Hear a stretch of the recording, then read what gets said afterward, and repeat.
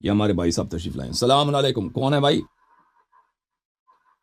او سندھی بھائی، السلام کیسے ہیں؟ خیریت سے علیکم. ہیں آپ؟ ٹھیک ٹھاک ہیں؟ الحمدللہ الحمدللہ. آپ بتائیں سر کیسے ہیں؟ الحمد خیریت سے للہ، اللہ بالکل. تعالیٰ آپ کو جزائے خیر دے. کیا نام ہے آپ کا؟ عابد بھائی؟ سر میرا نام فہد جان ہے. اچھا فہد زین بھائی، خیریت سے ہیں آپ؟ جی جی جی الحمدللہ. حکم کریں. جی سر. سر ویسے آیا تو میں آج دوسرے موضوع پر تھا، مگر آپ کا جو میں نے ویڈیو دیکھا ہے تو حضرت ابوبکر کی خلافت پر شاید چل رہی تھی بات، تو اچانک سے نا میرے ذہن میں ایک بات آ گئی کہ میں نے سوچا وہ آپ سے شیئر کر لوں، پھر آپ اس کا جواب دیجیے گا، پھر میں اپنے اصلی موضوع کی طرف آ جاؤں گا جو آج جس نیت کی طرف سے میں آ رہا تھا. اچھا سر، جب حضرت ابوبکر رضی اللہ تعالیٰ عنہ کی خلافت پر بات آتی ہے تو ایک روایت ہے شاید ہمارے پاس اہل سنت کی طرف سے نا، وہ مشکات المصابیح میں شاید ہے 6021، جس کا مفہوم یہ ہے کہ اللہ کا مجھے معاف کرے روایت میں، کہ حضرت عائشہ فرماتی ہے کہ رسول اللہ صلی اللہ علیہ وآلہ وسلم جب بہت بیمار تھے تو انہوں نے مجھے بلایا اور کہا کہ آپ اپنے والد حضرت ابوبکر اور اپنے بھائی کو مجھے بلائے، مجھے شک ہے کہ شاید کوئی خلافت کا مطلب کہ کوئی ڈیمانڈ کرے، مجھے یقین ہے کہ اللہ اور مومن حضرت ابوبکر پر ہی مطلب کہ جو ہے نا ایک تو اس میں الفاظ ہیں کہ حضرت ابوبکر پر ہی مطلب اعتبار ہوں گے، اسی طریقے سے الفاظ ہے، اللہ کمیشی معاف کریں. تو شاید یہ حضرت ابوبکر کی خلافت کو سپورٹ نہیں کرتی یہ روایت، اگر آپ نے کبھی دیکھی ہو تو. دیکھیں، یہ حدیث پھر عائشہ کی حدیث ہے اور میں اس کو جواب دے دوں گا اور حدیث بھی آپ کو دکھاؤں گا انشاءاللہ. ابھی جو حدیث بھی دکھا دوں گا اور اس کا جواب بھی دوں گا. سر اور بھی سوالات تھے میرے، اب اس وہ دے دیں گے آپ کو. ابھی مگر میں نکال دوں یہ حدیث، آپ کو نکال دوں تو میں اس کو دکھا دیتا ہوں. عائشہ صاحبہ کا جو اعتراف ہے میں آپ کو دکھا دیتا ہوں، ٹھیک ہے؟ ایک منٹ. وہ اس حدیث میں یا اللہ المؤمنون الا ابی بکر، اس کا متن یہ ہے. ایک منٹ بھائی صاحب، وہ حدیث وہ آپ نے اس کا متن صحیح پڑھا ہے، وہ اسی طرح ہے. اب میں اس کا عربی نکالنا چاہتا ہوں، وہ بخاری میں بھی موجود ہے. یا اللہ المؤمنون الا ابی بکر، کہاں گیا وہ؟ اچھا، تو اس کا جواب یہ ہے، دیکھیں کہ نبی کریم صلی اللہ علیہ وسلم، ابھی مجھے حدیث نہیں ملا، وہ میرے پاس تھا، کہ اب بیماری کی حالت میں ہے، بلکہ بخاری مل جائے گا، بخاری میں نمبر دیکھ لوں. اچھا نہیں مل رہا مجھے، کہ نبی کریم صلی اللہ علیہ وسلم نے اپنی بیماری میں کہا کہ اپنے والد کو بلاؤ اور اپنے بھائی کو بلاؤ، ٹھیک ہے نا، تاکہ میں کیا ایسی کتاب لکھ دوں کہ مجھے ڈر ہے کہ دوسرے لوگ تمنا کریں گے خلافت کی.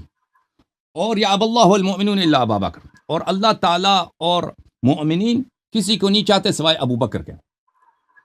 پہلی بات یہ ہے کہ اگر واقعا یہ حدیث سچ ہوتی تو رسول پاک صلی اللہ علیہ وسلم کی نیت ہوتی کہ میں نص کروں ابو بکر کی خلافت پر، تو صرف ابو بکر اور اس کے بیٹے کو بلانے کی کوئی فائدہ ہی نہیں ہے، کیونکہ جو لوگ ابو بکر کی خلافت کو نہیں مانیں گے بعد میں ان کو بلانا چاہیے، سب مسلمین کو بلانا چاہیے، صرف ابو بکر اور اس کے بیٹے کو بلا دیں، تاکہ میں ایسی کتاب لکھ دوں کہ بھائی کوئی تمنا نہ کر دے.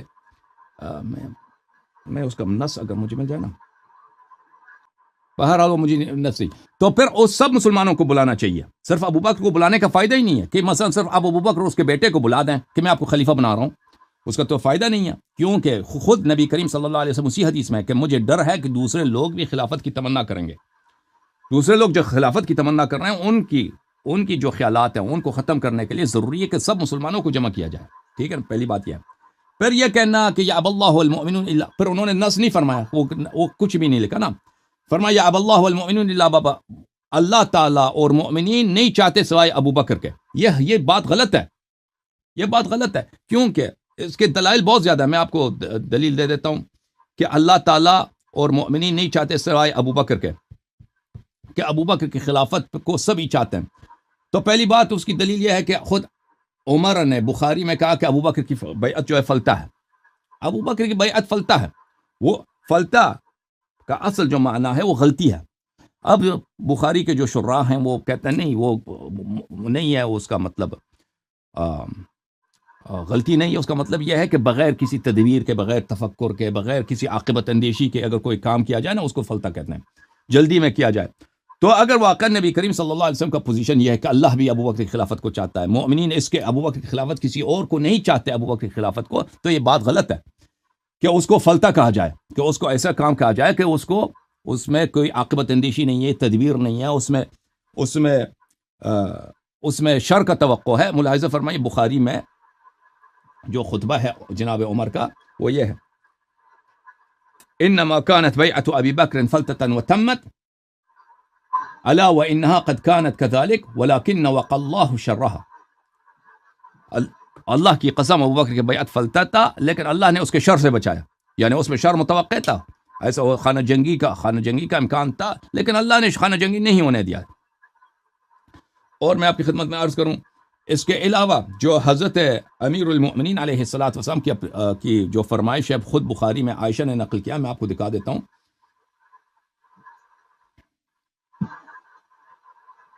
وہ یہ ہے، بخاری کہاں گیا ہمارا،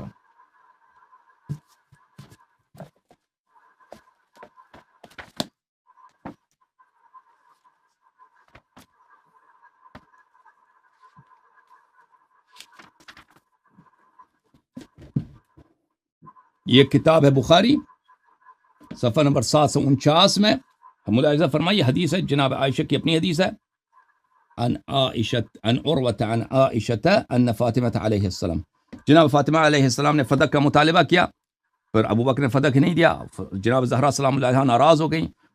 پھر اس کے بعد جو جملے ہیں کہ فلما توفیت استنکر وجوہ الناس فالتمس مصالحة ابی بکر ومبایعته ولم يكن يبايع تلك الاشهر، حضرت زہرا سلام اللہ علیہا 6 مہینے تک زندہ تھی، امیر المؤمنین علیہ السلام نے اس عرصے تک ابو بکر سے بیعت نہیں کیا تھا، پھر جب اس کے بعد انہوں نے بیعت کرنے کی، ابو بکر سے بیعت کیا کیونکہ لوگ ان کے ساتھ اچھا برتاؤ نہیں کرتے تھے، یہ عائشہ کا قول ہے۔ اچھا، پھر انہوں نے فارسل الى ابی بکر ائتنا ولا یاتنا احد معک، ہمارے پاس آ جاؤ اور کسی اور کو اپنے ساتھ نہ لاؤ، کراہیۃ لمحضر عمر کی آنے سے ان کو اچھا نہیں لگتا تھا۔ پھر جب وہ آئے، امیر المؤمنین علیہ السلام نے فرمایا کہ استبدت علینا بالامر وکنا نرى لقرابتنا من رسول اللہ صلی اللہ علیہ وسلم نصیبا، کہ تم نے بغیر کسی مشورے کے اپنے آپ کو ہم پہ خلیفہ بنایا، استبدت علینا بالامر انفردت بالامارۃ دوننا، کہ تم نے ہم پہ اپنی خلافت بنا دی ہے، استبداد ڈکٹیٹرشپ، اور ہم اس کو اپنا حق سمجھتے تھے، ٹھیک ہے نا۔ تو یہ کہنا کہ رسول پاک صلی اللہ علیہ وسلم سے نسبت دینا، یا اب اللہ والمؤمنون الا ابو بکر، اللہ اور مومن سوائے ابو بکر کسی کو نہیں چاہتے، تو پھر آپ کو کہنا ہوگا کہ حضرت زہرا سلام اللہ علیہا مومن نہیں ہے، امیر المؤمنین ایسا مومنین میں سے نہیں ہے، یہ آپ کو ماننا پڑے گا، کیونکہ وہ واضح طور پہ انہوں نے بیعت بھی نہیں کیا تھا اور مخالفت کر رہے تھے، کہتے تھے ہم حقدار ہیں۔ پھر اس کے علاوہ آپ کی خدمت میں عرض کروں کہ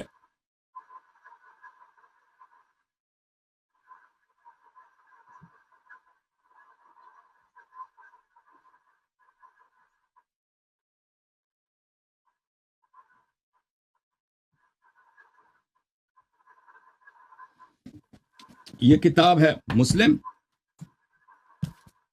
مسلم میں ملاحظہ فرمائیے، چاپ دار الفکر، یہاں پہ صفحہ نمبر 885 میں،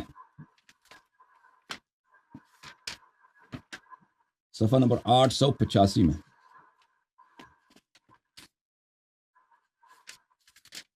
یہ صفحہ نمبر 885 ہے، باب حکم الفی میں امیر المؤمنین عمر خود کہتے ہیں، عمر خود کہتے ہیں کہ فرأيتماه كاذبا آثما غادرا خائنا واللہ یعلم انہ لصادق بار الرشید، کہتے ہیں کہ اے علی علیہ السلام اور اے عباس، تم دونوں کا عقیدہ یہ ہے کہ ابو بکر کیا تھا، کاذب تھا، خائن تھا اور غدار تھا اور گناہگار تھا۔ تو یہ کہنا عائشہ کا، یا اب اللہ والمؤمنون، کہ مومنین اور اللہ سوائے ابو بکر کی کسی کو نہیں چاہتے، یہ خود آپ کے صحیح احادیث کے خلاف ہیں۔ پھر اسی حدیث میں یہ نہیں ہے کہ پیغمبر صلی اللہ علیہ وسلم نے پھر نص کیا ہے، پر اس میں نہیں ہے کہ پیغمبر نے بلایا ابو بکر اور عمر کو، ابو بکر کو یا ابو بکر کے بیٹے کو، اس میں کوئی نہیں کہ ان کو بلایا پر ان کی خلافت پہ کوئی انہوں نے نص فرمایا، ٹھیک ہے نا، انہوں نے نص فرمایا۔ اور اس کے علاوہ انصار اتنے مدینے میں جو انصار تھے وہ سب مومن تھے، وہ کہتے ہیں ابو بکر کی خلافت کو نہیں چاہتے تھے، کہتا تھے منا امیر و منکم امیر، ہماری بھی کوئی امیر ہونی چاہیے، آپ کی بھی کوئی امیر ہونی چاہیے. تو یہ بات. اور پھر اہل بیت علیہم الصلوۃ والسلام نے ابو بکر کی خلافت کو نہیں مانا آخر تک. تو یہ اس میں کوئی نص کی کوئی بات ہی نہیں ہے. یعنی یہ عائشہ کا ادعا ہے. عائشہ کا پوزیشن آپ کو متعلق ہم بتا چکے ہیں کہ عائشہ کا کیا پوزیشن ہے، کہ وہ اپنے والد کی بہت تعریف کرتی ہے، ہمیشہ اپنے والد کی تعریف کرتی ہے. اس کی خلافت کی کوئی نص نہیں ہے، اس کے نص بنانے کے فکر میں ہے. اور خود رسول پاک صلی اللہ علیہ وسلم نے فرمایا کہ وہ صحیحبات یوسف ہیں، صحیحبات یوسف میں سے ہیں.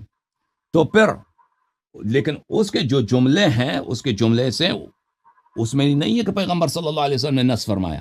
اس کے جو جملے ہیں ان سے پتہ چلتا ہے کہ ایسا واقعہ ہوا ہی نہیں ہے، ہو ہی نہیں سکتا ایسا واقعہ کہ پیغمبر صلی اللہ علیہ وسلم نے کہا کہ مجھے ڈر ہے کہ میرے مرنے کے بعد خلافت پہ اختلافات ہوں گے، تم جا کے ابو بکر اور اس کے بیٹے کو بلا لو تاکہ میں ایک وصیت نامہ لکھ دوں. ابو بکر اس کے بیٹے کو بلانے کا کیا فائدہ ہے؟ یعنی جس شخص کی خلافت کی آپ تنسیز کرنا چاہتے ہیں وہ تو اس بات پہ اختلاف نہیں کرے گا. دوسروں کو بلانا چاہیے جو خلافت کا تمنا رکھتے ہیں، ان کو بلانا چاہیے، ٹھیک ہے نا. پھر انہوں نے وہ بھی نہیں بلایا، کہتا ہے کہ اللہ اور مومنین سوائے ابو بکر کسی کو نہیں چاہتے. یہ جملہ غلط ہے. بہت سارے مومنین تھے جو ابو بکر کی خلافت کو نہیں چاہتے تھے. ابو بکر کی خلافت پہ ان کا اعتراض تھا، ٹھیک ہے. حضرت زہرا سلام اللہ علیہ، اہل بیت علیہم الصلوۃ والسلام، سعد ابن عبادہ اور بہت سارے لوگ ہیں جو اتنے. میں نے ابھی پچھلے ہفتے جو میری تقریر تھی آپ نے سنا ہوگا کہ اس میں کتنے لوگ تھے، ہزاروں کی تعداد میں لوگ تھے جنہوں نے بیعت نہیں کیا، کہا کہ ہم ابو بکر کو زکوٰۃ نہیں دیں گے، مرتد کہہ کے ان کو قتل کرا دیا سب کو. اچھا، اور مزید کوئی سوال ہے آپ کا؟ سر چلیے سر، بہت شکریہ. اچھا سر، جو ابھی آپ نے وہ گادر والی بات کی تھی کہ وہ جھوٹے ہیں، تو سر یہ کون کہہ رہا تھا کہ آپ کا عقیدہ ہے کہ وہ گادر ہیں، کذاب ہیں وغیرہ وغیرہ؟ یہ عمر کہہ رہے تھے نا، عمر کہہ رہے تھے امیر المؤمنین علیہ السلام اور جناب عباس ابن عبد المطلب سے کہ آپ دونوں کا عقیدہ یہ ہے کہ ابو بکر جو ہے کذاب تھا، غدار تھا، گناہ کار تھا، وہ اپنی خلافت کے دوران. کیونکہ یہ آیت ہے فدق لینے کے لیے. یہ دونوں ابو بکر کی عمر کی خلافت میں فدق کا مطالبہ کرنے آئے تھے نا.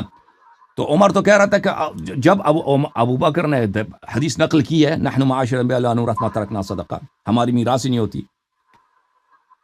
جب اگر یہ حدیث سچ ہے تو ان کا تو مطالبہ فدق تو باطل ہے بھائی.